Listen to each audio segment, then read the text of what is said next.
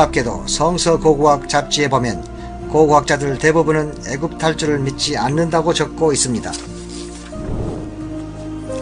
그들은 이스라엘 자손이 애굽을 탈출해 시내 반도에 왔다고 하지만 그곳에 40년 있었다는 증거가 없다고 주장하고 있습니다. 또한 이스라엘 자손이 홍해를 가르고 왔다고 하지만 성경의 내용과 그 지역이 일치하지 않는다고 합니다.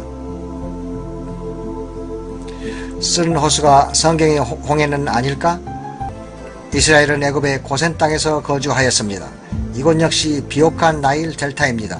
창세기 47장 27절. 나일 델타는 여기 보이는 대로 나일강 북단에 위치하며 푸른 채소가 무성하여 주위의 사막과 대조를 이루고 있습니다. 6월절 저녁 애굽의 모든 장자가 마지막 재앙으로 죽자 바로 그날 이스라엘 자손들이 애굽을 떠나게 됩니다. 이스라엘 자손이 나암삿에서 발행하여 숫곳에 이르고 그날에 여호와의 군대가 다 애굽 땅에서 나왔은즉 출애굽기 12장 37절. 6월절 날 이스라엘 자손은 나일 운하를 지나 숫곳에서 조직된 단체가 되었습니다. 이들이 애굽 본토는 떠났으나 아직 애굽의 통제를 받은 지역에 있었습니다. 하나님은 홍해의 광야 쪽으로 인도하셨습니다. 홍해의 광야가 오늘날 시내 반도이며 양면이 홍해에 둘러싸여 있습니다. 반도의 북쪽 지역을 통해 밤낮으로 갔기에 바로 손에서 빨리 벗어날 수 있었습니다.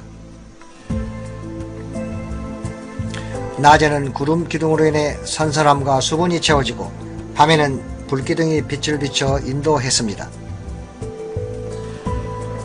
에덴에서 그들은 남쪽으로 향하다 홍해 광야의 산 쪽으로 나가면서 좁은 계곡을 통과하고 나자 홍해가 있어 정지한 것입니다. 이 광대하게 펼쳐진 물이 현재는 아까바만이지만 모세 당시는 홍해라고 불렀습니다. 솔로몬 왕이 에돔 땅 홍해 옆 에라스의 에시온 게벨에서 배를 지었더라. 열왕기상 9장 26절. 고대 에라스는 지금 이스라엘 에이라시고 지금 아카바바는 고대 홍해 또는 얌숲입니다. 이 해안이 이스라엘 자손이 탈출구가 없이 갇힌 곳입니다. 애굽 군대는 빠른 속도로 쫓아오고 죽음이 임박한 듯 느껴진 순간입니다. 이스라엘 자손들이 불평합니다. 애굽에 매장지가 없어 광야에서 우리를 죽게 하느냐? 어찌하여 우리를 당신이 애굽에서 이끌어내어 이같이 우리에게 하느냐? 출애굽기 14장 11절. 이스라엘 자손이 홍해를 건널 준비를 하고 있을 때 그들은 이미 애굽을 빠져나와 있었습니다. 이것으로 수에즈 운하나 쓴 호수를 건넜을 가능성은 배제됩니다. 바로 이 장소를 통해 하나님이 자기 백성에게 큰 기적을 베푸사 하나님의 사랑의 손길을 보여주십니다. 이 넓은 바닷가가 뉴에이바 애굽이라고 불리는 아가바만입니다. 이곳에서 어둠의 세력이 승리하는 것처럼 보였지만 모든 것이 하나님의 통제 아래에 있었습니다. 이 만을 건너면 하나님의 거룩한 산이 있는 미디안 땅입니다. 이스라엘 자손들은 바다와 믹돌 사이에 진을 쳐야 했습니다. 믹돌은 요새화된 성읍이나 탑을 뜻합니다. 이 해안가 북단에는 고대 성곽 요새의 일부가 아직도 서 있습니다. 3층으로 된 이 구조물은 한때 수백 명의 애굽 군사를 수용했으며 이들이 해안에서 북쪽으로 탈출하는 사람들을 막았습니다. 이 지역은 산들과 바다 중간에 끼어 있는 아주 협소한 땅으로 이 지역을 통과하는 여행객들의 움직임을 통제하기에 적절한 곳입니다. 오늘날 성체는 지상 벽돌을 새롭게 발라서 아쉽게도 원래 돌 벽돌을 덮어버렸습니다. 성체 앞쪽에서 이 건물에 주릅긴 석조 현관이 보입니다. 홍해 건너는 것을 설명하는 또 하나의 지명 이름은 비하롯 앞에서 진을 치다로 기록된 이 비하롯은 계곡이나 구멍의 입구를 뜻합니다. 이스라엘 자손이 이 바닷가로 오기까지 그들은 많은 계곡을 지나서 홍해 바닷가를 만나게 되었습니다. 성경은 그들이 그 땅에서 아득하여 광야에 갇힌 바 되었다고 적고 있습니다. 출애굽기 14장 3절. 이스라엘 자손은 산과 산 사이 계곡을 굽이굽이 뚫고 다 지났다 싶었더니 다시 바닷가에 갇히게 된 것입니다. 이스라엘 진 앞에서 행하던 하나님의 사자가 옮겨 그 뒤를 행하며 구름 기둥도 앞에서 그 뒤로 옮겨갑니다. 애굽진과 이스라엘 진 사이에 구름 기둥이 있더라. 이것이 바로 애굽인들이 이스라엘 자손을 향해 진군하지 못하도록 막은 구름 기둥 자리입니다. 요세푸스는 이렇게 전합니다. 수많은 산들이 양면을 둘러싸고 있었으며 힘을 써도 뚫고 가거나 도망갈 수 없게 만드는 산들이 바닷가까지 미쳤기 때문이다. 바닷가에 도착하자 기쁨의 흥분이 밀려왔겠지만 곧 바다에 갇혀 바로 손에 죽는 것은 시간 문제라는 공경을 알자 기쁨은 슬픔으로 바뀌어버립니다. 바닷가 중간에서 멀리 피하로로 가는 통로가 보이지만 이쪽 바닷가에 남았을 놀라운 표적을 찾아 남쪽으로 향했습니다.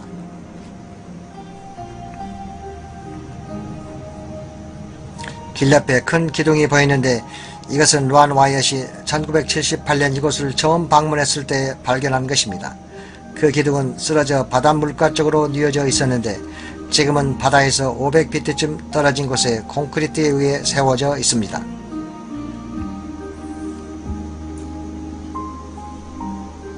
이 독특한 빨간색 화가 감은 기둥은 3000년 된 것으로 페니키아나 히브리인이 만든 것입니다. 이 기둥은 홍해의 마른 땅을 걷는 장소를 표시하기 위해 이 자리에 서 있는 것입니다.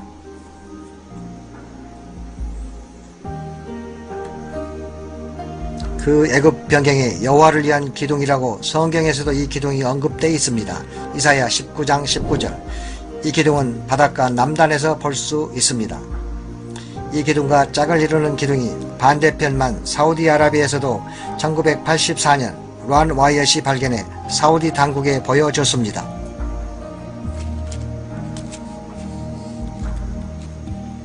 사우디 쪽 기둥에는 다음과 같은 히브리 말이 새겨져 있었습니다. 바로 미즈람, 애굽, 모세, 죽음, 물, 야훼, 솔로몬, 에돔. 이쪽 기둥에 새겨진 것들은 다 지워졌습니다. 왜냐하면 이곳에 사는 애굽인들이 자기 뒷마당에 히브리인 축제 표시가 있는 것을 좋아할리 만무하기 때문입니다. 누구나 인터넷 구글을 통해 카메라 초점을 이 바닷가에 맞춰 확대해보면 길 옆에 서 있는 이 기둥을 생생히 볼 수 있습니다. 기술의 발달로 놀랍게도 성경을 육안으로 볼 수 있게 됐습니다.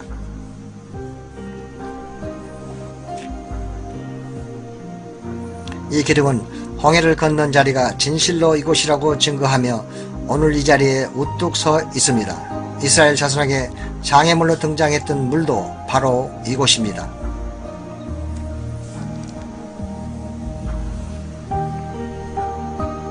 조금만 아래로 내려가면 물가에 이르게 됩니다. 이 물가에서 놀라운 기적을 통해 주님은 비록 분노와 불평을 한 백성일지라도 그 백성들을 보호하셨습니다. 바다를 넓고 깊은 물을 말리시고 바다 깊은 곳에 길을 내어 구속 얻은 자들로 건너가게 하시나 이가 어찌 주가 아니시니까. 이사야 51장 10절. 수세기 동안 이 바닷가 바로 이 점이 홍해를 건넌 자리로 이름이 나 있고 구글에서는 이곳을 뉴에이바라고 명명하고 있습니다. 더 자세한 옛 지도에 나온 이름은 뉴에이바 알무에즈 아메나입니다. 뉴에이바는 그 약자입니다. 뉴에이바 알무즈 아메나란 이름으로 이 장소가 정확한 곳임을 확정시켜 줍니다. 모세가 열어놓은 물이란 뜻을 가진 이름입니다. 이곳이 하나님의 손으로 물을 열어버렸던 곳입니다. 주님이 환난 때 보호자, 구원자 되심을 그 백성들에게 보이셨습니다.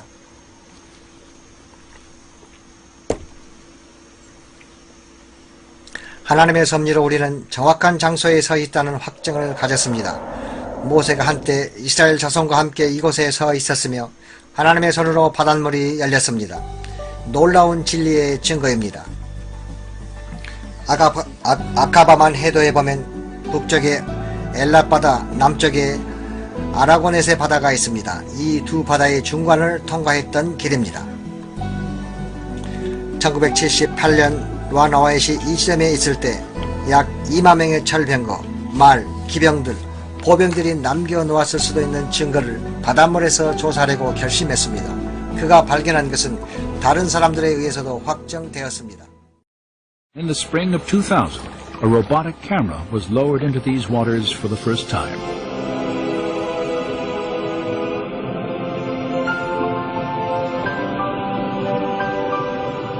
This has never been done. No one have been in the area at all with a remote control camera.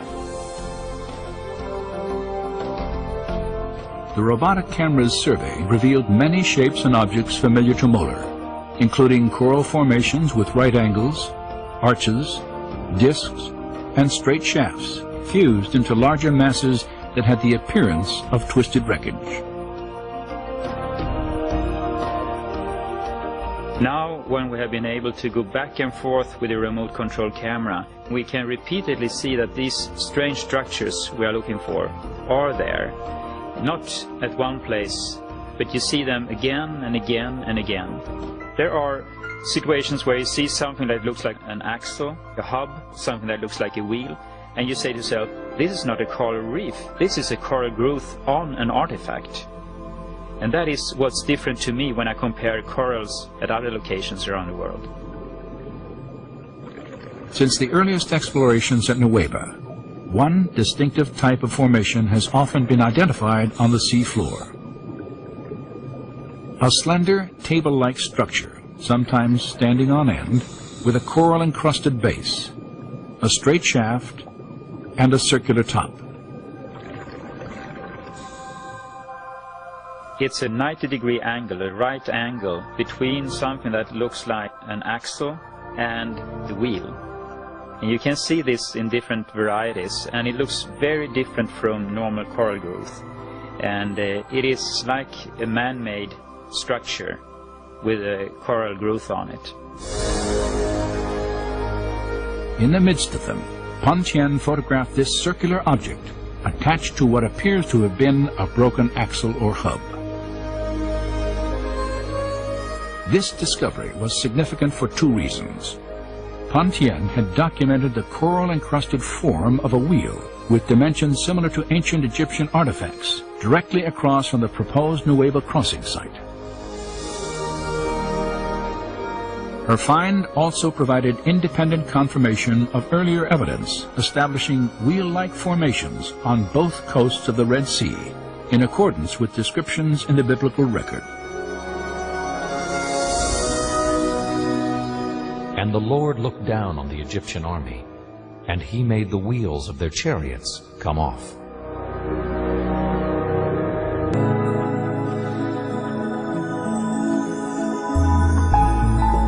The chariot wheel with 6 spokes was the most widely used by the Egyptians.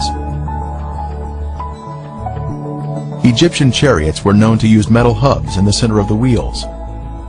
Using metal detectors, divers have found metal in the raised hubs that are now covered in coral. Here we see another 4-spoked chariot wheel with 1 spoke missing, and the center raised hub. The coral here has preserved the chariot parts by retaining the man-made structure, even after the wood has disappeared. Here we see another wheel suspended on its axle, standing at attention. It has 6 spokes and a raised center hub.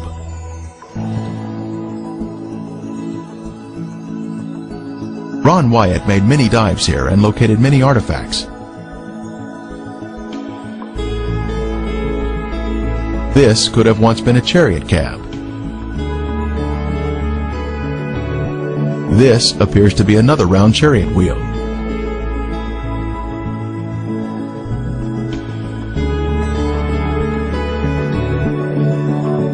Horse remains have also been found here, such as this shrunken hoof. Horses are not in the Sinai Peninsula today. Human remains have also been found, such as this coral-covered femur bone on the right. Lab tests confirmed that it is in fact bone.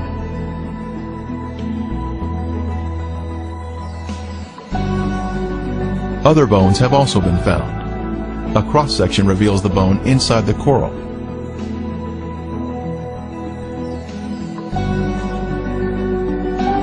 Here we see a chariot wheel standing on its axle in this old 1978 footage shot by Ron Wyatt. Next, we see an 8-spoke wheel with 1 spoke missing. 8-spoke wheels were only used during the 18th dynasty, the time of the Exodus. The premier find here at the crossing site is this gold veneer that was left behind from a 4-spoke chariot wheel. The Bible tells us there were 600 choice chariots used in the chase of the children of Israel. This artifact was left behind at a depth of 200 feet. Since specialized equipment would be necessary to raise it to the surface, today it is still in the location where it was found. Since there are chariot parts on this side of the Red Sea crossing, could there be other chariot parts on the other side of the Gulf, showing a continuation of artifacts? On the shore opposite of Nuweiba, inspection of the seafloor in Saudi Arabia has also been conducted to see if chariot parts can be found on this side of the Red Sea crossing.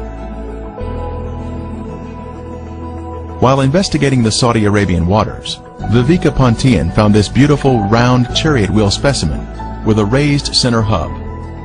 This is confirmation of the chariot parts continuing to the other side of the crossing site, opposite Nuweiba.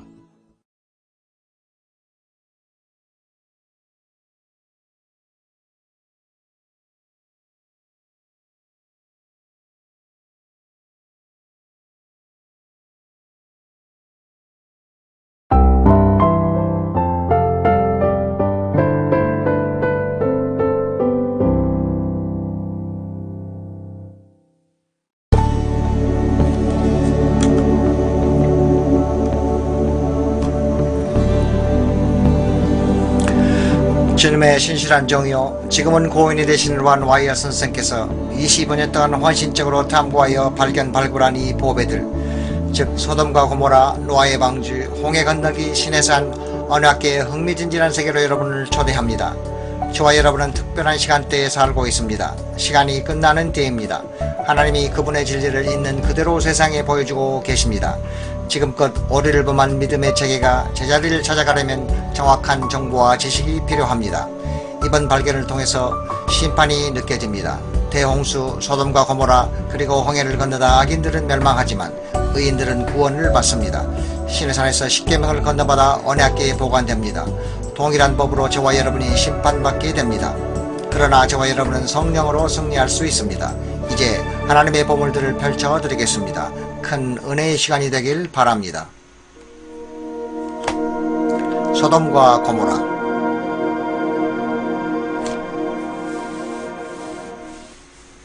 동틀 때에 천사가 롯을 제쳐과에 가르되 일어나 여기 있는 내 아내와 두 딸을 이끌라. 이성의 죄악 중에 함께 멸망할까 하노라. 창세기 19장 15절. 롯과 그 아내 딸들은 이렇게 참혹한 멸망으로부터 도망갔습니다. 롯의 때와 같으리니 사람들이 먹고 마시고 사고 팔고 심고 집을 짓더니 롯이 소돔에서 나가던 날에 하늘에서 불과 여왕이 비오듯 하여 저희를 멸하였느니라. 누가복음 17장 29절. 악한 자들을 불로 심판하여 멸하셨습니다. 강력한 불이 사악한 도시와 그 거민을 삼켰습니다.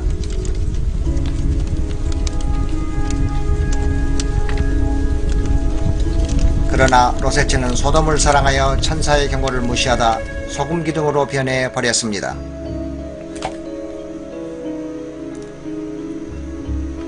소돔과 고모라성을 멸망하기로 정하여 저가 되게 하사 후세에 경건치 아니할 자들에게 본을 삼으셨으며 베드로후서 2장 6절. 그 흔적을 여기 눈으로 볼 수 있게 됐습니다. 성경에 보면 소돔과 고모라성은 요르단평야에 위치하여 사해를 두르고 있는 아름답고 풍족한 지역이었습니다.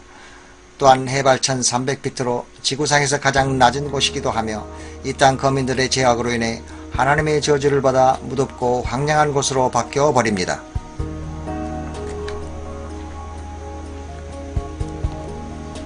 소돔은 풍부한 음식과 팽배한 게으름과 넘치는 교만으로 인해 가난하고 궁핍한 자를 돌보지 않아 하나님 앞에 혐오의 대상이 되었습니다. 1세기 유대 역사학자인 요세푸스는 하늘에서 내린 불의 흔적과 함께 5도시의 자취를 아직도 눈으로 확인할 수 있다고 말했습니다.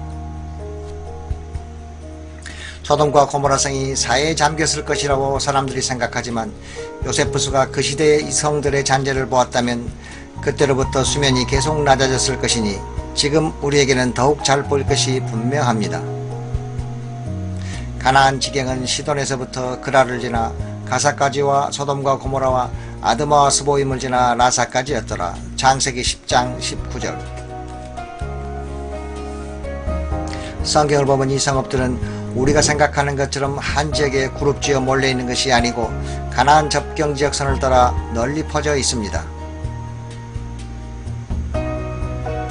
이스라엘사의 해안 고속도로를 따라 운전하다 보면 주위 지형보다 약간 밝은 색을 띤 특이한 조형물이 금방 눈에 들어옵니다. 이것이 바로 하나님 진노로 죄가 되어버린 소돔과 고모라 성입니다.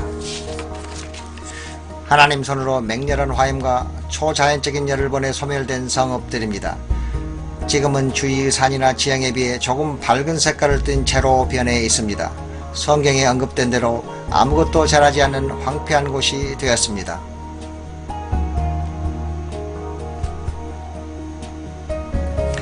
이 조형물들을 면밀히 살펴보면 이 구조물이 사람이 세운 것임을 나타내는 90도 직각을 가진 건물을 여기저기에서 볼 수 있습니다. 건물들이 불로 소멸돼 재만 남았지만 이 재 속에 유황 등 무거운 황물줄이 포함되어 있어 사람이 만든 구조물들의 원래 모습을 그대로 유지하고 있는 것들도 있습니다. 이 독특한 구조물은 사면을 가진 특이한 형체이며 깊이 파인 해자에 둘러싸여 있어 한눈에 들어옵니다.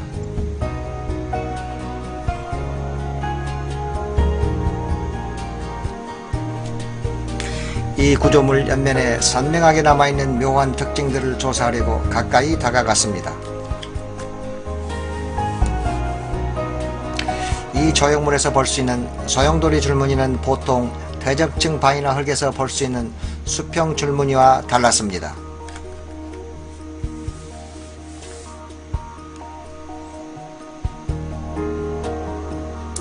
다른 성읍들에서 보았던 재로 형성된 구조물에도 동일한 소용돌이 줄무늬가 발견되었습니다.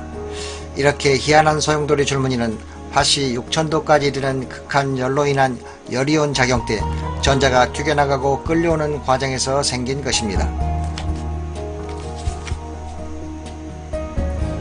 롯이 살던 때 주님이 하늘에서 쏟아부은 유황불로 이 지역은 사망과 멸망이 소용돌이치는 끓는 가마솥이 되었습니다.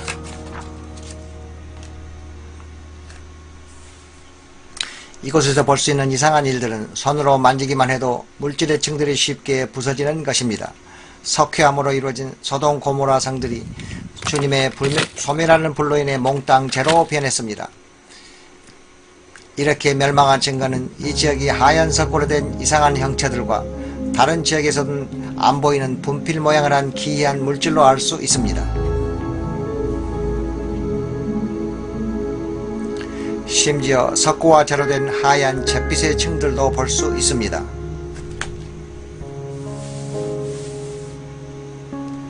엘리야 때 갈멜산에서 주님은 하늘로부터 매우 뜨거운 불을 내려 제단의 돌과 희생제물을 태우고 재로 만드셨습니다. 이에 여호와의 불이 내려서 번제물과 나무와 돌과 흙을 태우고 또 도랑의 물을 핥은지라. 열왕기상 18장 38절. 내 여호와 하나님은 소멸하시는 불이시오 질투하시는 하나님이시니라. 신명기 4장 24절. 하나님이 소멸하시는 불을 내리시면 돌이 재로 변하게 됩니다. 이 도시 외곽에 웅장한 스핑크스가 오늘까지 서 있습니다. 이것은 주민을 재앙으로부터 보호하려는 이방 종교의 상징으로 외곽에 자리 잡고 있습니다. 이 스핑크스는 윤곽이 뚜렷한 채 홀로 서 있습니다. 특별히 이 스핑크스 하단은 그 아래 땅과 구별지는 역할을 하는데 이것은 사람이 만든 구조물의 지상에 있다는 또 하나의 증거가 되는 것입니다. 후에 다른 스핑크스도 보게 될 것입니다. 좀 더 높은 곳에서 보면 큰 석고 조각이 여기로 떨어졌습니다. 이것은 회색제인 탄산칼슘과 하얀제인 황산칼슘이 번갈아층을 이루고 있음을 확실히 보여줍니다. 뭉쳐져 있지 않거나 꽤 두꺼운 분말처럼 생긴 재들이 이 구조물들 옆에 놓여 있습니다. 이 재는 탄산칼슘과 황산칼슘으로 구성되어 있으며 석회암 건물이 유황불에 타면서 만들어진 것입니다. 이 구조물의 표면을 살짝 만지기만 해도 어떤 물질들이 떨어져 나옵니다.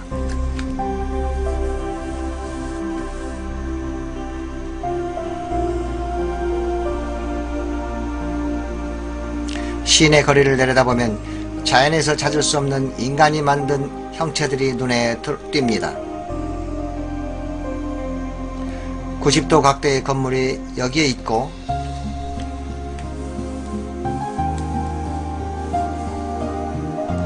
반대편에도 동일한 대칭 건물을 볼 수 있습니다. 90도는 자연의 각이 아니고 인간이 만든 각도입니다. 건물 본체에서 90도 각도로 뻗어나온 벽들의 잔재가 보입니다.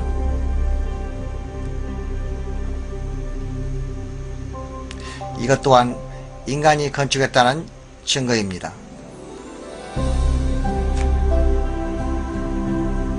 건물의 벽돌에서 볼 수 있는 사각형의 창으로 과거를 들여다 볼 수 있었습니다.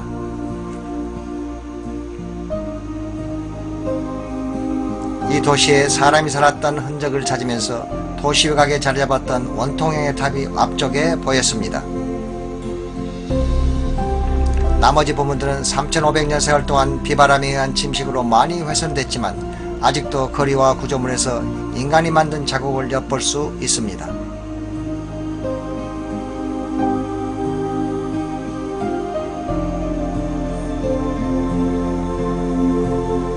여기 앞쪽 높여진 자리에 원뿔 형체가 있으며 조금 떨어진 곳에도 비슷한 형체가 보입니다.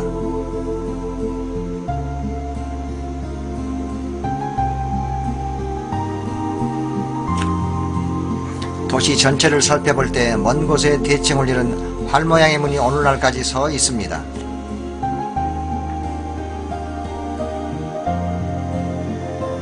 전 지역이 이왕 소금이고 불에 타서 곡식을 심거나 거둘 수도 없고 풀도 자라지 않습니다. 마치 주님의 진례로 파괴된 소돔, 고모라, 아드마, 스보임과 같은 곳입니다. 이 도시들에는 이상하게 생긴 물질들이 많이 있습니다. 이것은 쉽게 부서지는 굳은 덩어리인데 불에 탄 여러 층이 있습니다. 석회암과 황의 결합으로 된 석고 결정체도 있습니다. 뜨거운 불 속에서 이 도시들의 여러 물체가 녹을 때 어떤 물질은 녹아 위로 가고 다른 물질은 아래로 가 단단한 밑부분을 형성합니다.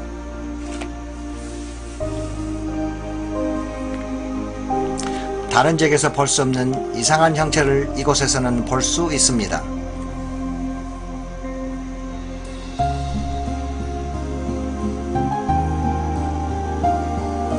여호와께서 위로부터 비처럼 내린 강력한 불에 녹아버린 또 다른 형태의 물질이 여기 있습니다. 땅에서 석고 결정체로 된 이상한 층을 발견했습니다.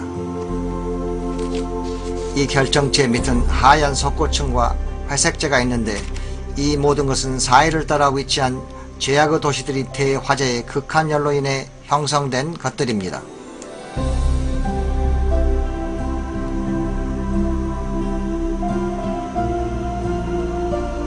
더 많은 석고들이 발견되었습니다. 이번 결정체는 원형이며 밖으로 빛을 뿜고 있었습니다.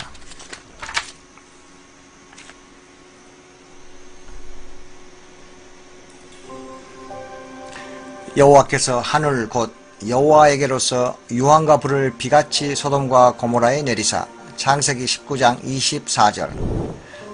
비록 고지대에서 내려온 물로 그동안 씻겨졌지만 유황의 첫 번째 샘플이 여기에서 발견되었습니다.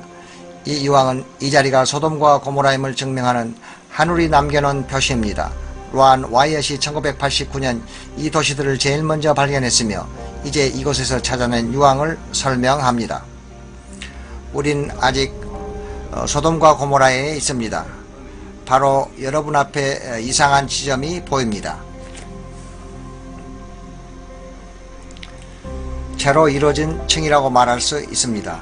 이것은 돌이 아니고 재입니다. 이제 조금 더 가까이 가보면 둥근 형태의 장소가 보입니다. 더 가까이 가보니 그것들 안에 황이 있었습니다.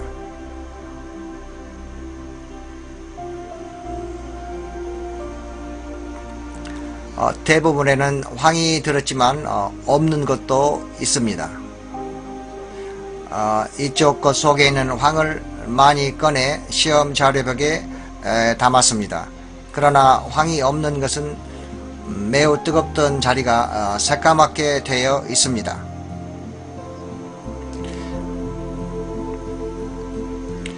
이제 이쪽으로 들어갑니다.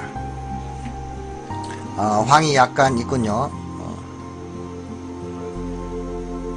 이제 뒤로 잠깐 물러납니다. 그래야 우리가 무엇 하나 여러분이 잘 볼 수 있을 터이니 이제 샘플을 채취해 샘플 백에 넣을 겁니다.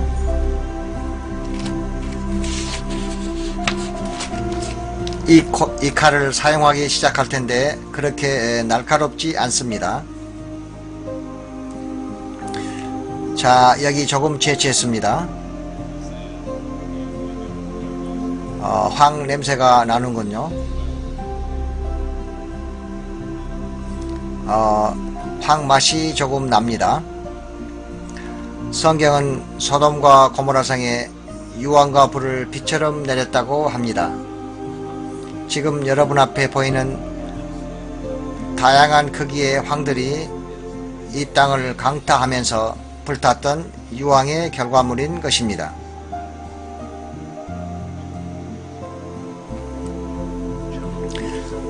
우리가 여기서 발견한 것은 하나님이 이 도시에 불타는 유황을 비처럼 내렸다는 것입니다. 그리고 비처럼 내렸다는 말이 정확한 표현일 것입니다. 비가 오는 패턴으로 땅에 내려왔습니다. 물론 비처럼 내리는 유황불의 열이 축적 상승되어 도시 전체가 불타게 된 것입니다. 그곳의 모든 물체는 그것이 금촉이든 돌이든 사람이든 간에 발화점이 있었을 것이며 발화 후 다 불타버렸습니다. 이 유황은 꺼지지 않고 계속 물체를 유리알처럼 감싸버립니다. 완전히 타버리면 산소가 차단되어 불이 자동으로 꺼지게 됩니다. 여기 이 조그만 결정체 캡슐 안에 다양한 크기의 유황 덩어리가 있습니다. 이 재 속에 이런 것이 수백만 개나 있습니다. 어떤 것은 깨서 열어 그 안의 황을 보기도 하고 어떤 것은 손대지 않고 그대로 두었습니다. 이런 것이 수백만 개 있다는 것은 하나님이 불과 유황을 이 도시에 비처럼 내렸다는 것을 보여주는 것입니다. 사전에서 유황을 찾아보면 그것이 황이라고 적혀 있습니다. 밤에 이 유황 한쪽을 불을 붙여보니 곧 황 냄새를 풍기며 예쁜 파란 불꽃이 생겨납니다. 강한 황 냄새가 진동하고 그 연기가 어떻게 지독한지 바로 앞에서는 숨을 쉴 수가 없었습니다.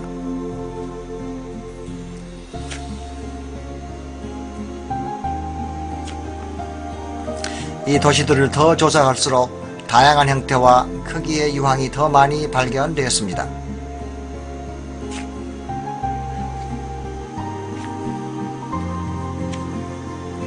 몇 개의 샘플들이 물에 씻겨 내려가 추가 채취도 했습니다.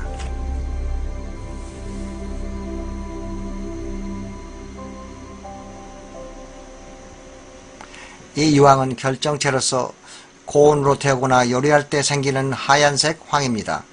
지구 열애 때문에 특정 지역에서 발생하는 자연 환과는 전혀 다른 것입니다. 샘플의 분석을 위해 실험실에 가져갔습니다. 각 시료들은 바깥 부분은 제거하고 조심스럽게 분리하여 실험 준비를 했습니다.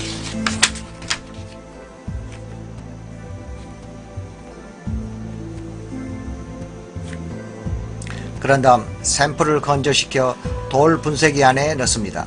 그리고 디스크판 위에 놓고 압력을 가한 다음 기계에 넣어 엑스레이로 일종의 정량 분석을 했습니다. 각 샘플은 따로따로 분석실로 옮겨집니다. 놀라운 결과가 나왔습니다.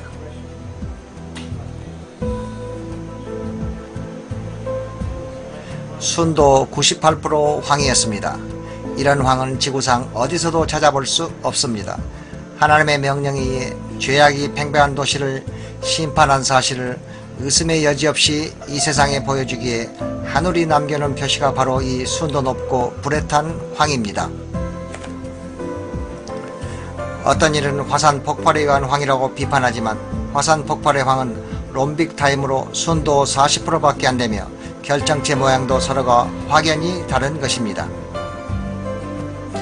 재 속에 밝혀있는 둥근 모양의 유황이 여기 있습니다.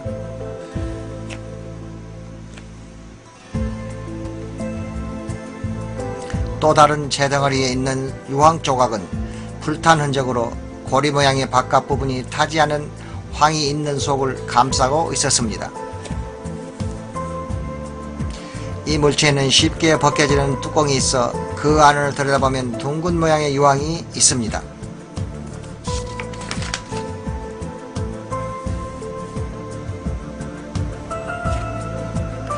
사의 남단 끝을 주목해보면 요르단의 리산 반도가 보입니다.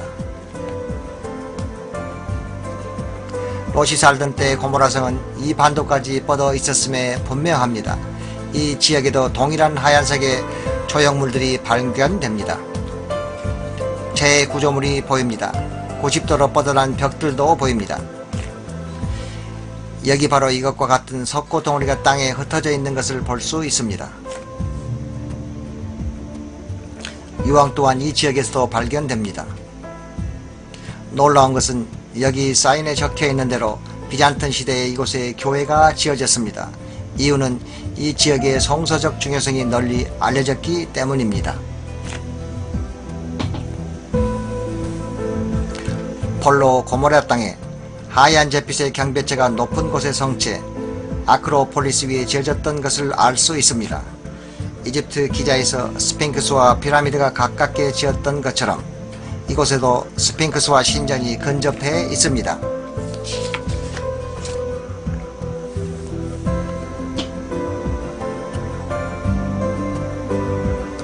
고모라를 조사하고 있는 동안 다른 방문객들이 이 놀라운 구조물을 보기 위해 도착했습니다. 스핑크스는 그 주위를 둘러싼 재보다 하얀 색입니다. 이것은 아마도 그들의 이방신께 바치기에 더 비싼 재료를 사용했기 때문입니다. 보호의 신을 상징한 스핑크스는 화염에 쌓여 몽땅 불타버렸습니다. 대략 길이가 30피트이며 그 형태나 크기가 매우 인상적입니다.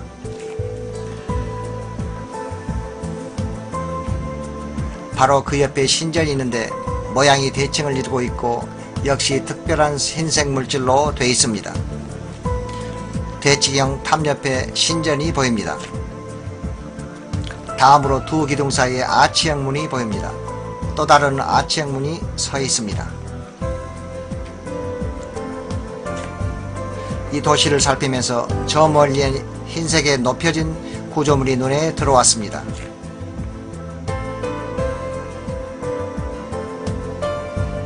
가까이 가보니 신전 형태를 갖추고 있는 것이 보입니다. 지대가 높은 곳인 아크로폴리스에 있는 두 신전으로 밝혀집니다.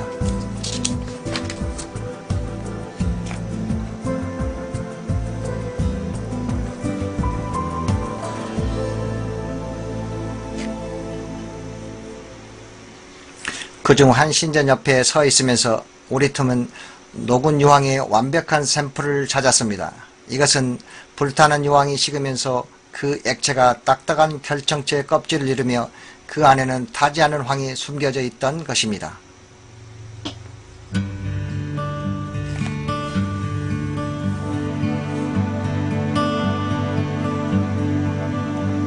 신전 밖에서 그 구조물 옆으로 녹아들어간 유황 조각이 눈에 들어왔습니다. 칼을 사용 열어보니 그 안에 순수한 유황이 있었습니다.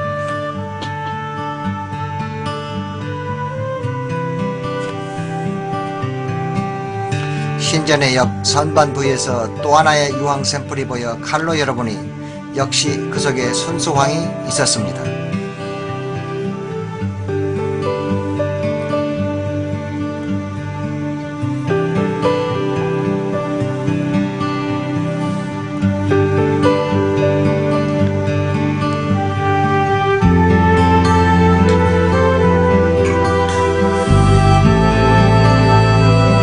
가장 인상적인 증거는 고모라성에서 멸망한 인간의 뼈 조각이 화장된 채로 남아있는 것이었습니다.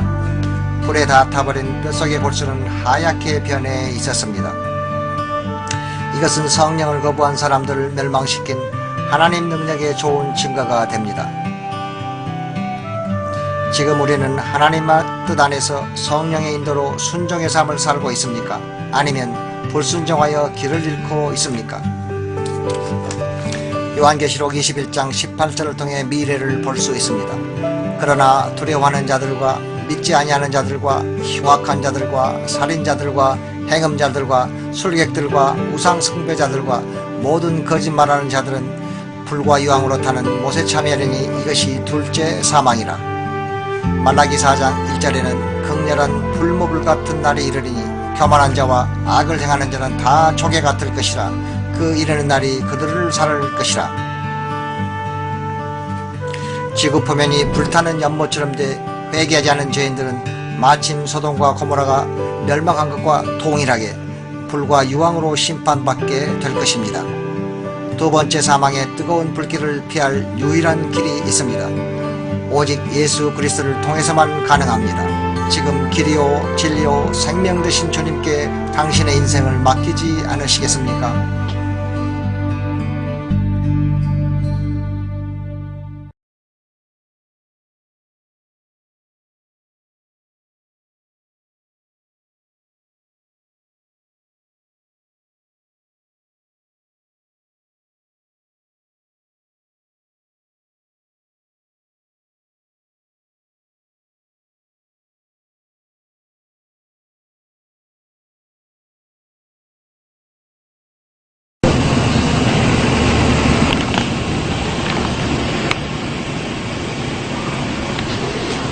Ron says that Christ was crucified against the Calvary escarpment. He says that he found the place where the cutouts were, the three signs that were placed in the walls in the three different languages.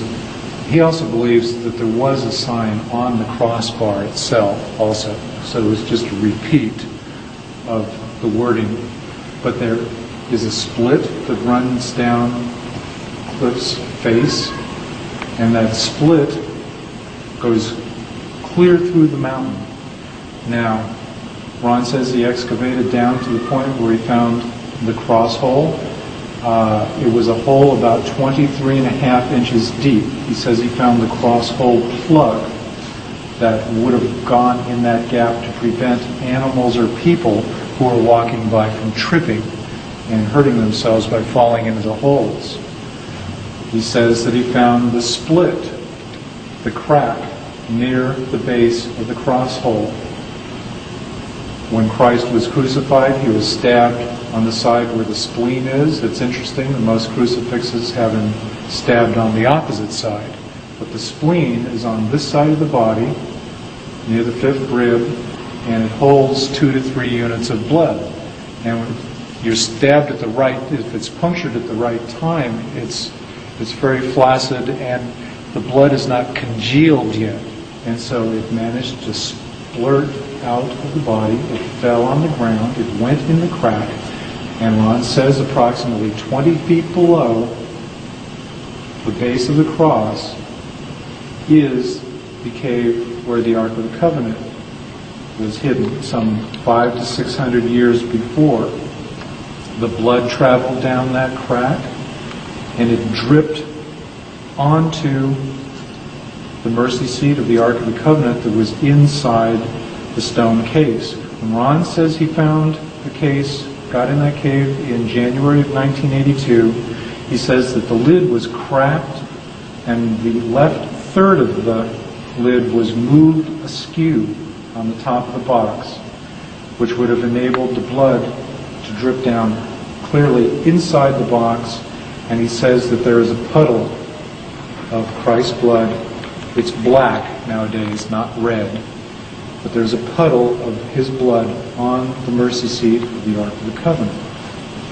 Now, Ron says very soon, in the next year or so, he will take a couple of genetic scientists into the cave. They will film them removing the Ten Commandment stones from the Ark of the Covenant.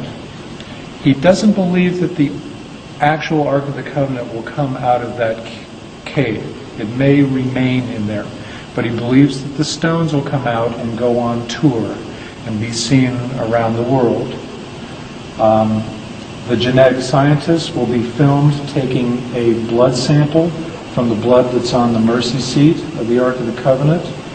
And Ron says he's already done that test and he knows what the results of that test will be. Normal human blood has 46 chromosomes. When a child is made, 23 chromosomes come from the mother and 23 come from the father. Plus, the father provides, I believe it's the Y chromosome that designates a male child. Well, this blood is going to test to be unique from any other human blood on the planet because it is only going to have 24 chromosomes. 23 came from an earthly mother and 1 Y chromosome came from a heavenly father. The term for this type of blood is called haploid or ploidy. It's in the dictionary. There have been known examples of, I believe, female children born with only half the chromosome count. So they have 23 chromosomes. But I don't believe there's ever been an example of a male child born because that extra chromosome has to come from the father to designate a male child. But basically what this is going to prove is that Jesus Christ was the Son of God. His birth was of a supernatural arrangement. He is not just a good preacher or teacher. He was the Son of God, and He is God, and it is His blood that atones for the sin of all mankind. The yearly Day of Atonement, when the goat's blood was sprinkled on the mercy seat of the Ark of the Covenant, that is how the high priest, once a year, atoned for all the sins of all Israel. There is no other place on the planet that's more appropriate for the blood of Jesus Christ to have gone on. The Lord knew where Jesus would be sacrificed, where He would hang on the cross. And so 500 or 600 years earlier, when Babylon conquered Jerusalem, the temple priest arranged to have buried the Ark of the Covenant in that cave, led there by God. The siege walls were all around the city, so it's obvious they could not remove the Ark of the Covenant from Jerusalem. So it had to be buried within the city walls, and the Bible clearly states that when the Babylonians took the city captive, there's a list of things they took with them to Babylon, and the Ark of the Covenant is not included in those items. So that is when the Lord arranged to have it buried. And the whole world will be able to see that basically this confirms that the Bible is true. As Ron likes to say, God loves the Muslims, He loves the Buddhists, He loves the Hindus as much as He loves the Christians, if they will only believe in His Son's atoning death and that the Bible is true. They can be saved also. And at the end of time, the Lord wants a convincing witness to go out to the entire planet, which is why all of these other things also have been found, why Mount Sinai has finally been discovered, and the Red Sea crossing site, and the ashen remains of Sodom and Gomorrah, and the real Noah's Ark. All these things. It's because the Lord knew we would get overindulgent with false science and false vain imaginings, and we would get away from believing in the Bible. And at the end of time, just before the second coming, He wants us to have enough proof to know that we can believe in Scripture. God's Word is absolutely reliable.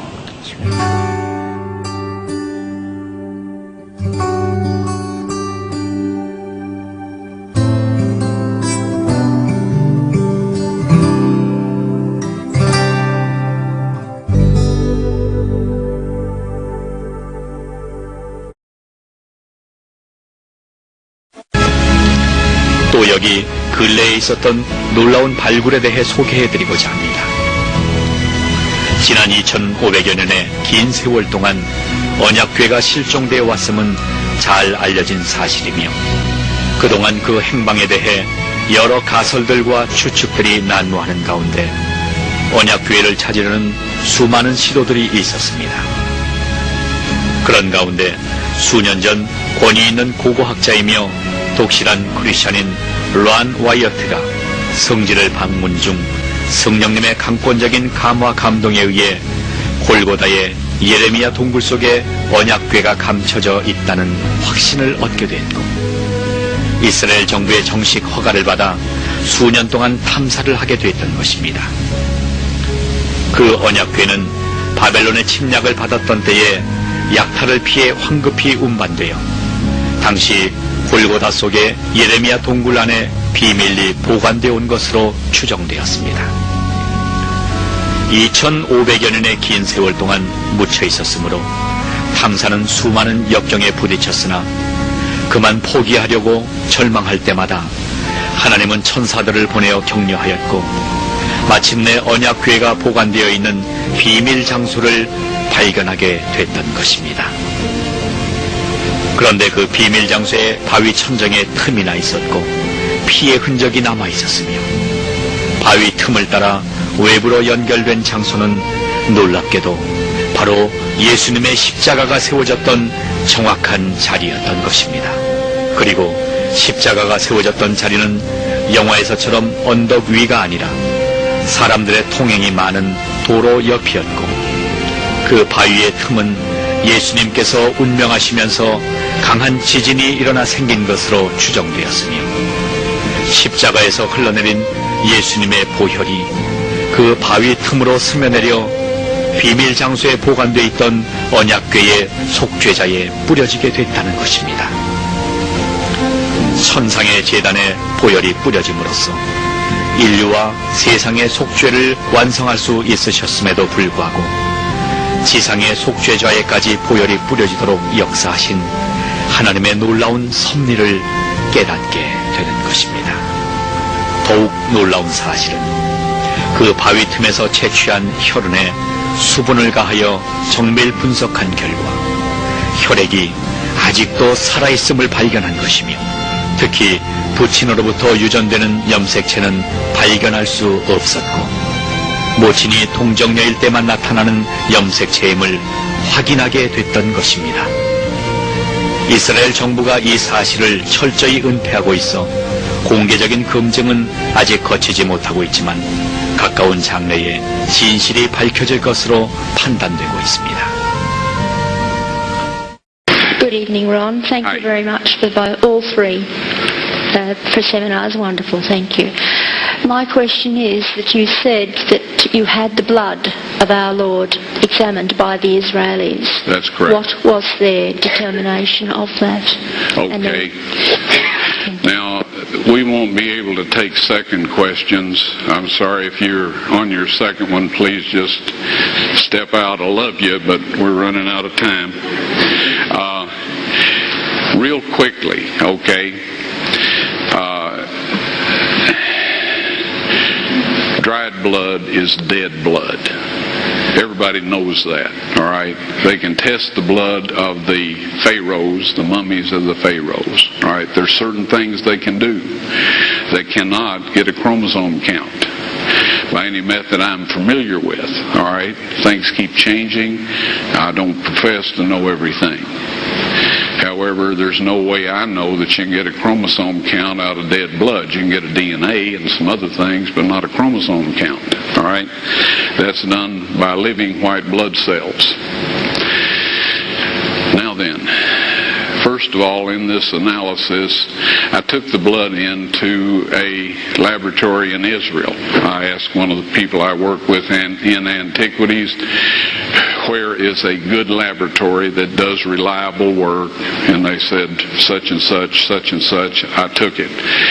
I just said, please examine this blood and tell me what you can tell me about it. All right? They said, well, look, we're going to reconstitute it. We're going to put it in normal saline and keep it at body temperature for 72 hours with gentle swirling. All right, that's their business. That's great. I said, now I want to be there when you check it out. They said, fine. So I was back. They checked it out. I said, now, they said it's human blood. We can tell that. They did whatever tests they need to do. And then I said, take some of the white blood cells and put them in a growth medium and keep them at body temperature for 48 hours. And they said, well, that'll do no good because it's dead blood. I said, would you please do that for me? And they said, okay, we'll do it. So anyway, I said, I want to be there when you take it out and examine it. So I was back there. They took it out, examined it under a microscope, and the one technician called the other one over there, and then they called the boss over there, and they were talking Hebrew a mile a minute there for a little bit, and they looked at me and they said, Mr. Wyatt, this human blood only has 24 chromosomes in it. Everybody else has 46. You see, 23 from your mother, 23 from your father, 22 autosomes from your mother, 22 autosomes from your father. You get an X from your mother, you may get an X or a Y from your father. All right? This blood had 23 chromosomes from the mother's side, one Y chromosome only. You see, the child could not have developed if they hadn't had the autosomes from the mother. So all of his physical characteristics were determined by his mother's side of the family, her autosomes.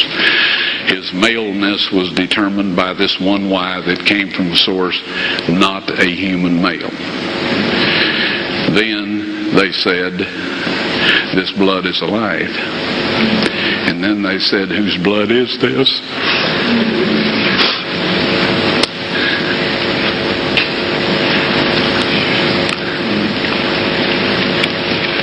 I said, it's the blood of your Messiah.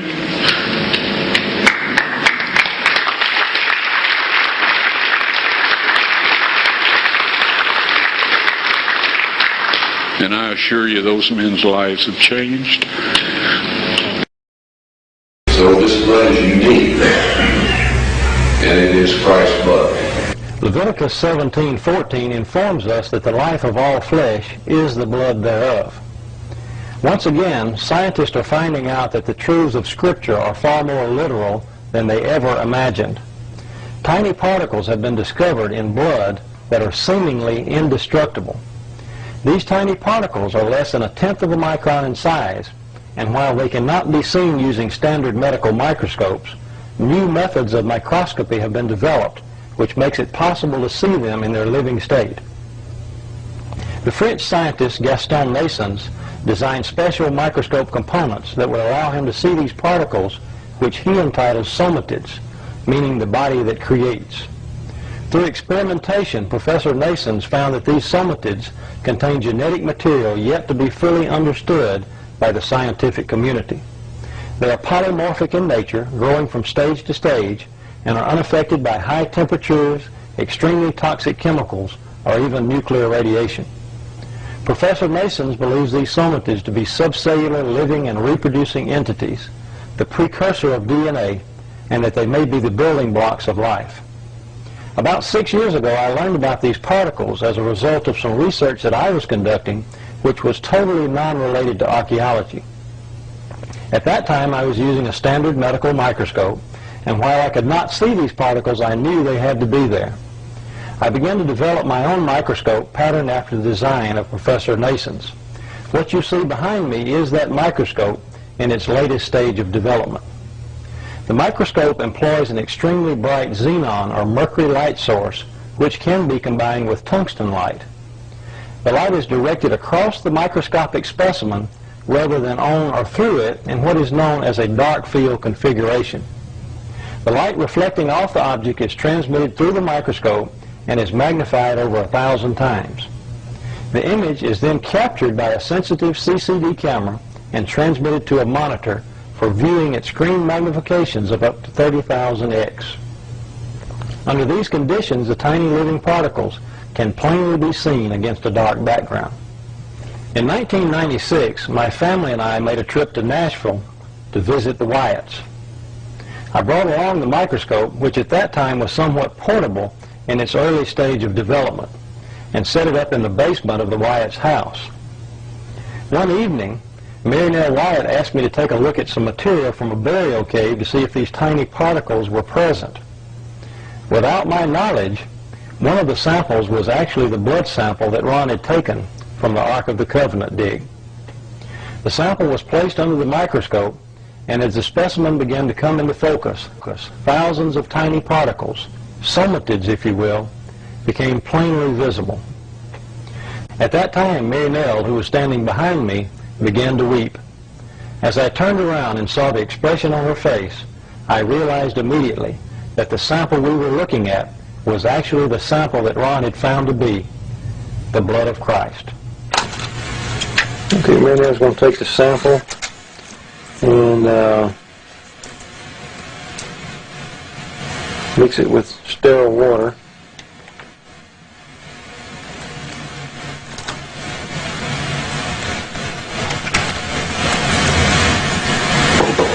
And a test tube there that we've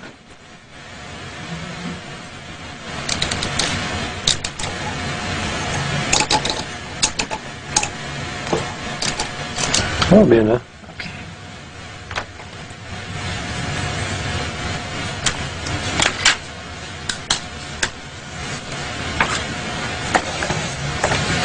And she's going to take some sterile water and a little bit, just some drops, all we need, Mary Nell.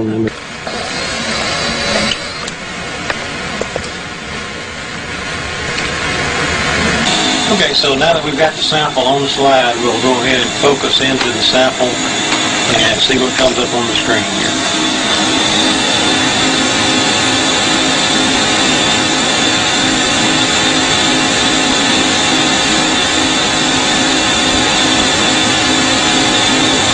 There they are, thousands of living particles, less than 1/4 of a micron in size. The spores are maybe a 1/2 micron, and but most of those little particles that you're looking at is 17,000x, magnified on the screen 17,000 times. You know, in the Bible it tells us that the life is in the blood, and there's little living particles that most people are unaware that are there.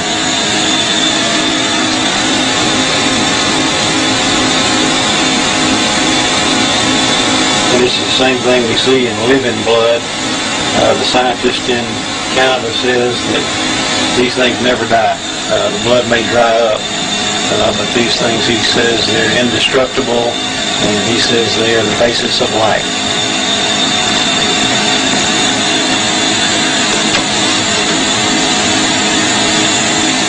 Blood of his son.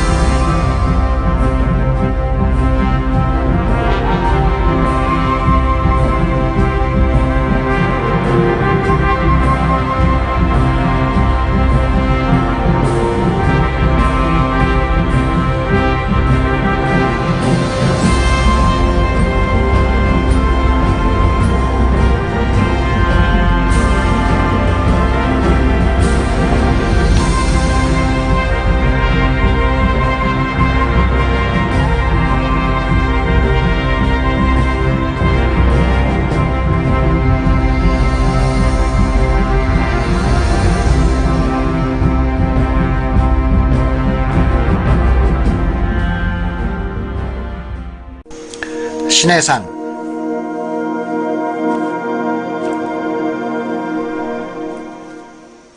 나이 40에 애굽 사람을 죽인 모세는 살려고 도망갈 수밖에 없게 됩니다. 모세가 바로의 낯을 피하여 미디안 땅에 머물더라. 출애굽기 2장 15절. 모세가 그 장인 미디안 제사장 이두레의 양무리를 치더니 그 무리를 광야 서편으로 인도하여 하나님의 산 호렙에 이르매. 출애굽기 3장 1절. 옛 지도에는 미디안이 사우디아라비아 북서쪽에 있습니다. 이곳이 우리가 오늘 찾아야 할 하나님의 산입니다. 모세는 양을 치고 있을 때 딸기나무가 불이 붙었으나 타지 않은 신기한 경험을 합니다. 주님이 모세에게 너는 애굽에서 내 백성을 데려와 이 산에서 하나님을 섬기게 되리라고 하십니다. 출애굽기 3장 12절. 신약의 바울은 시내산의 위치를 아라비아 시내산이라고 합니다. 갈라디아서 4장 25절. 요세푸스는 시내산은 미디안시의 지역에서 제일 높은 산이라고 합니다. 이곳이 우리의 목적지입니다. 사우디아라비아에 있는 진짜 시내산, 오늘날 이름은 제벨 엘 로스입니다.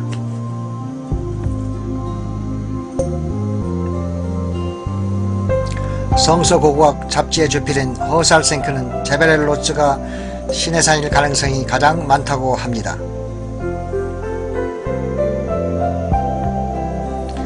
아카바반 사우디 쪽 바닷가에서 기둥의 잔재를 처음 조사할 때 히브리 말이 한때 새겨져 있음을 알고 란 와이엇이 사우디 당국에 보여주자 그들이 지워버렸습니다. 오늘날 홍해 해안 판상 조사로 기둥의 자리를 알아냅니다. 우리의 첫 번째 목적지는 이스라엘 자손이 마실 물을 발견한 장소인 엘림입니다. 그들이 엘림에 이르니 거기 물샘 12과 종료 70주가 있는지라 거기서 그들이 그 물 곁에 장막을 치니라. 출애굽기 15장 27절. 인터넷 구글을 통해 엘립을 보면 계곡 혹은 와디에 푸른 종려나무가 떼지에 있는 것이 눈에 크게 들어옵니다.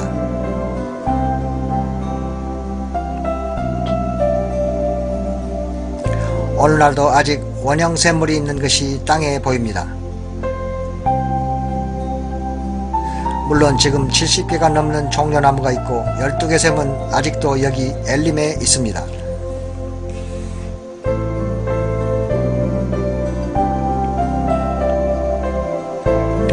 여러 계곡으로 흩어져 넓은 지역에 퍼져있던 이스라엘 자손들이지만 마실 물이 필요할 때는 이 우물을 찾아왔습니다.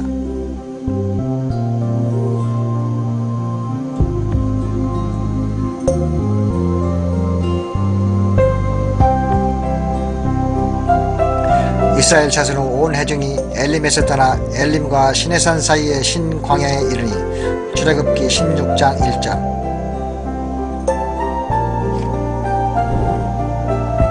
이제 신광야를 지나면서 모세에게 원망을 합니다. 그러나 주님은 안식일만 제외하고 만나를 주심으로 이들을 사랑으로 대하십니다.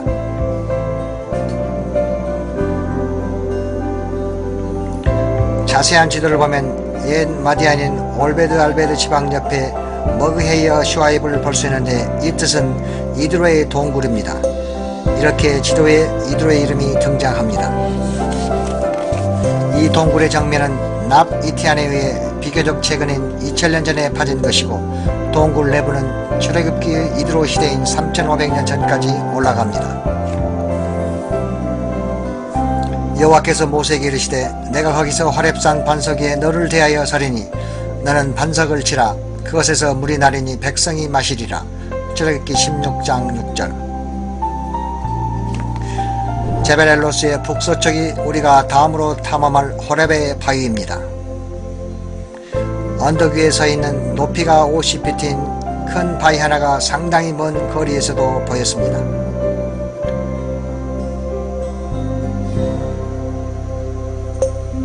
사람들이 다시 물을 달라고 불평하자 주님은 이들의 울부짖는 소리를 들으시고 모세에게 바위를 치게 하사 풍부한 물이 터져 나오게 하셨습니다.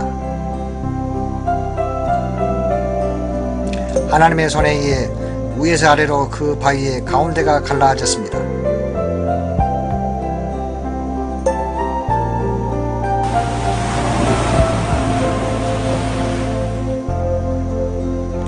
수백만 갤론의 물이 주위의 진으로 흘러나오면서 바위 주위가 동그랗게 침식됐습니다.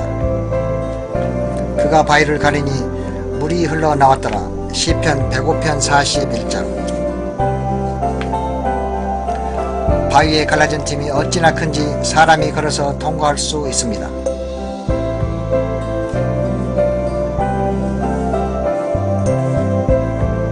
밑에 있는 돌들에서 물 침식의 뚜렷한 흔적을 볼 수 있습니다.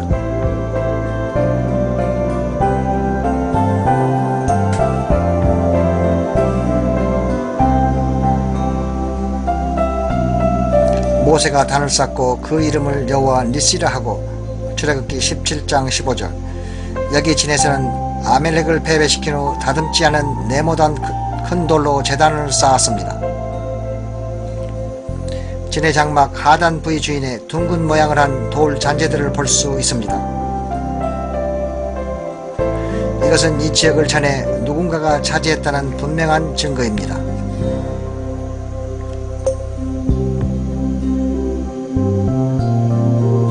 다음 목적지는 제벨-엘-로츠, 즉 신의 산, 하나님의 산입니다.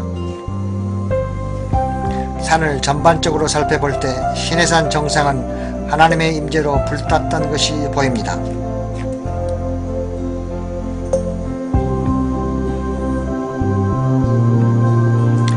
신의 산 꼭대기가 새까맣게 된 것은 불이 난 흔적입니다. 신의 산의 연기가 자욱하니 여호와께서 불 가운데서 거기 강림하심이라. 그 연기가 옹기점 연기같이 떠오르고 온 산이 크게 진동하며. 출애굽기 19장 18절. 정상 우편에 엘리야 동굴이 있습니다.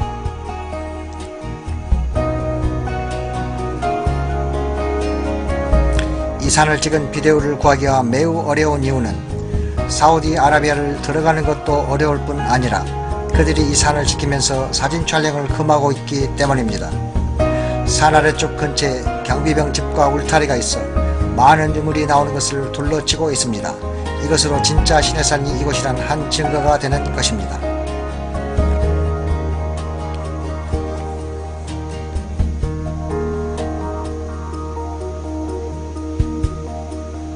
이런 사우디 경고문이 부착되어 있습니다. 고고학 지역임, 경고, 출입금지, 위반자는 왕명에 의해 처벌함. 인터넷 구글을 통해 누구나 경비병 집과 울타리, 이 경고문을 볼 수 있습니다. 진을 쳤던 곳에서 먼과 새겨진 돌들이 많이 나왔고, 특별히 놀라운 이 금촛대 형상은 지금껏 발견된 것 중에서 의심의 여지 없이 가장 오래된 것입니다.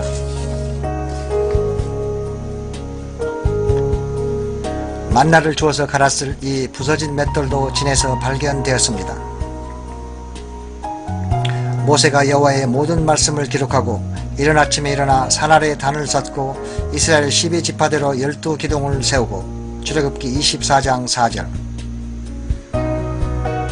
구글을 통해 산 아래 이 제단과 희생 제사용 동물을 가둬둔 제단 옆 동물 우리도 볼 수 있습니다.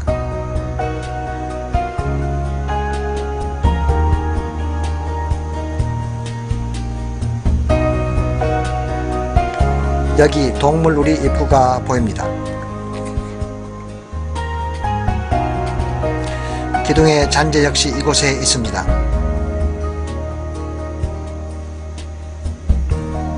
어떤 기둥은 흰색이고 화강암 모양을 띠는 것들도 있으며 지금 여기 보이는 대로 직경이 매우 큰 것도 있습니다.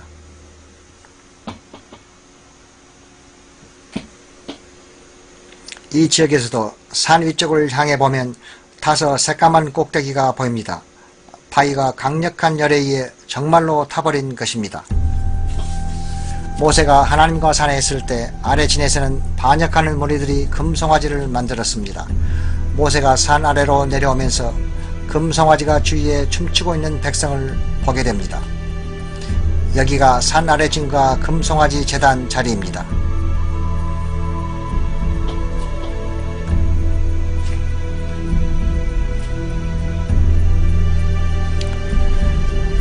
단의 하단부를 형성한 크고 둥근 돌들도 구글로 볼 수 있습니다. 땅에는 크고 육중한 둥근 돌들과 사우디 당국이 이 자리를 보존하려고 쳐는 울타리가 보입니다. 여기도 당국의 방문자 출입 금지 표시판이 있습니다. 이 큰 돌 위에 금송아지를 놓았습니다. 12지파 중 4지파를 뺀 11지파가 하나님을 반영하고 금송아지 주위에서 춤을 췄습니다.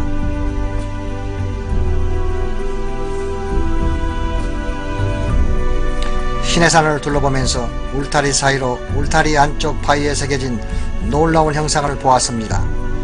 애굽신 하더의 형태가 낙서처럼 새겨져 있었습니다.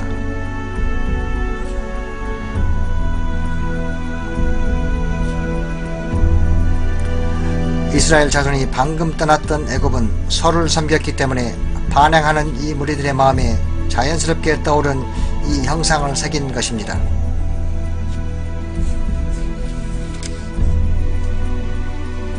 또한 이 형상들이 이 돌들에 새겨진 이유는 금송아지가 그때 이곳에 있었기 때문입니다. 사우디 고고학자에 의하면 이렇게 새겨진 것은 사우디 아라비아에만 유일하게 있다고 합니다.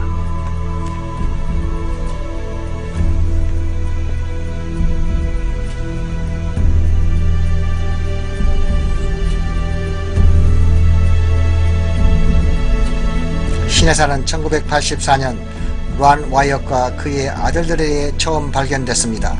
이곳의 증거를 기록으로 남기려고 비자 없이 사우디 아라비아 국경을 걸어서 들어가 시내산을 본 후 간첩죄로 붙잡혔습니다. 78일 동안 감옥에서 처형을 기다리다 겨우 석방됐습니다.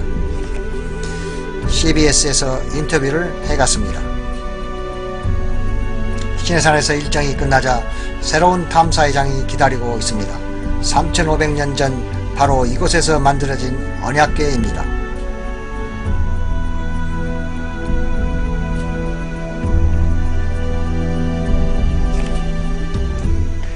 하나님이 모세에게 지시하사 이스라엘 자손을 이 산으로 다시 불러들여 신령과 진정으로 경배케 한 곳이 바로 여기입니다. 인간이 거주하는 곳에서 그 창조주와 만날 수 있는 놀라운 기회가 주어진 것은 하나님이 정하신 것입니다.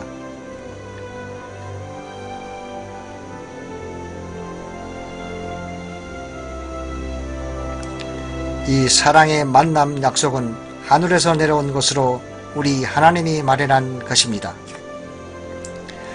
하나님이 친수로 쓰신 십계명을 건네 주셨습니다. 그것은 사랑의 법입니다. 하나님 사랑, 이웃 사랑. 지상의 성수는 하늘의 식양을 따라 지어졌습니다. 모든 성물은 구원의 계획을 나타냅니다.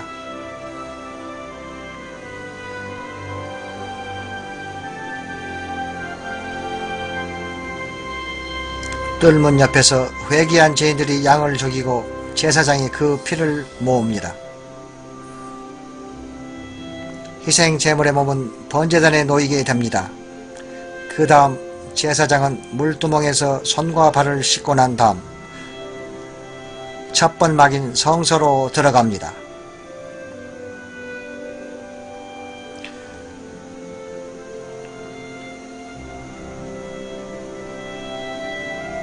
이곳에 세 가지 중요한 성물이 있습니다. 정금 등대가 서 있습니다. 성령과 진리, 그리고 세상에 비친 예수를 상징합니다.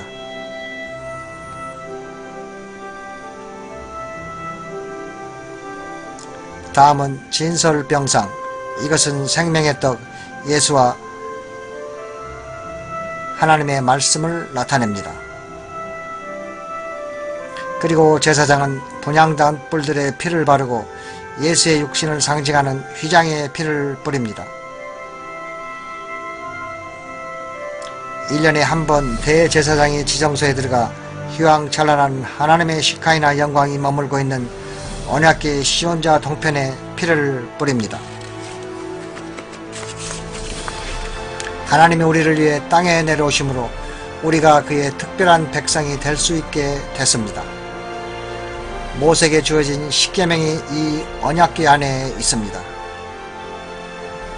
이것이 지상의 하나님 보좌입니다.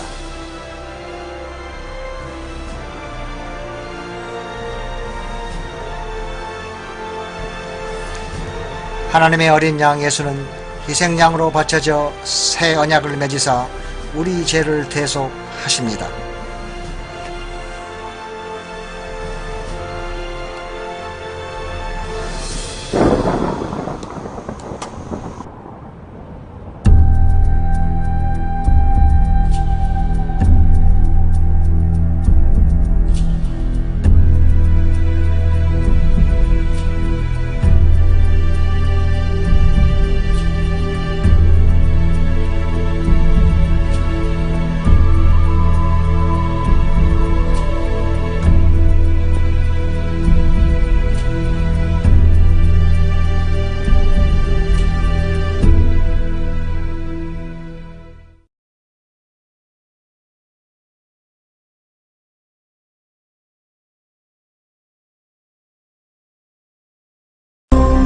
We head to Saqqara, Egypt, a short distance south of Cairo.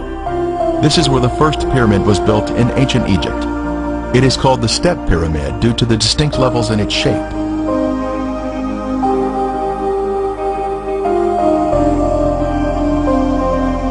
We can see where a smooth veneer layer of limestone had once been applied over the brick, creating a smooth surface, but most of it has since been removed.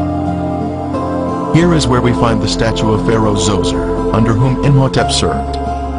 It was on the base of this statue of Zoser that Imhotep was mentioned as a man, not as a god. He was first after the king, with his cartouche shown here. At the complex of buildings, the main hall is of importance to us. It was here and in other locations in Egypt that Joseph saved his country from famine. Then Joseph said to Pharaoh, "Indeed, 7 years of great plenty will come throughout all the land of Egypt, but after them 7 years of famine will deplete the land." In Joseph's day, as one entered the building, they would make their way down this hallway to purchase grain. There would be many cashiers available for customers of various languages to trade for the much-needed food. The famine was all over the face of the earth, and Joseph opened all the storehouses and sold to the Egyptians. As we exit the hallway through the area in the rear, we see over on one side a series of deep structures where grain was stored underground during the 7 years of plenty. Then over the next 7 years, it was sold to the Egyptians and visitors from other countries. A system of vertical underground silos created a cooler environment for the grain to be stored. This was the design of the genius, Joseph. When grain was removed from storage, the oldest grain was carried up by way of this long descending stairway. The grain silos were interconnected via tunnels, which allowed the grain to flow down to a central exit point, located at the bottom of this stairway. A record of this event of removing the grain can be seen on hieroglyphics such as this at Thebes, showing the sacks of grain being carried up the stairs from the granaries. Another example of this can be seen at the tomb of Iti. As a way to honor the Lord of Heaven, Joseph built this first pyramid in Egypt at Saqqara to show his thankfulness to the Lord for honoring him and saving the Egyptian people from famine. In that day, there will be an altar to the Lord in the midst of the land of Egypt. Centuries later, many other great pyramids were built in Egypt, following the lead of Joseph or